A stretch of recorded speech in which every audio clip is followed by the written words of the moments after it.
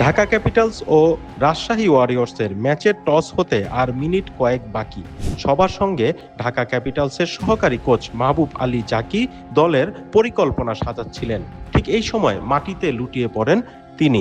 মাঠেই ঘিরে ধরে সবাই তাকে এবং ফিজিও এসে সিপিআর দেন খুব জোরে সোরে। তারপরও কোনো সাড়া দেননি মাহবুব আলী জাকি। তাকে তৎক্ষণাৎ নিয়ে যাওয়া হয় সিলেটের প্রাইভেট হাসপাতাল আর হারামাইনে দ্রুত ভর্তি করা হয় এই কোচকে।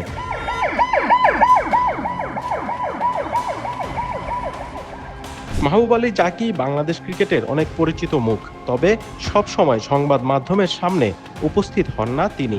বাংলাদেশ পেসার তাসকিন আহমেদের শুরুর সময়ের কোচ তিনি। সবসময়ই তাসকিন এই পেস বোলিং কোচের কাছে তার লাইন লেন্থ নিয়ে কাজ করেছেন।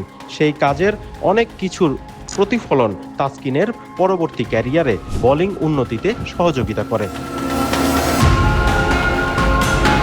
এই কোচ বরাবরই বিভিন্ন দলের সঙ্গে ঘরোয়া ক্রিকেটে সংযুক্ত ছিলেন বাংলাদেশ অনূর্ধ্ব-19 যুব বিশ্বকাপ জয়ী দলের বোলিং কোচ হিসেবেও কর্মরত ছিলেন মাহবুব আলী জাকি। এবার ঢাকা ক্যাপিটালসের সহকারী কোচের এই দুর্ঘটনায় বেশ শঙ্কার মধ্যে আছে ঢাকা ক্যাপিটালস। রাজশাহী ওয়ারিয়র্সের বিপক্ষে ম্যাচ খেলতে নেমে গিয়েছে তারা, তবে নিশ্চয়ই তাদের মনে থাকবে কোচের সুস্থতার প্রার্থনা।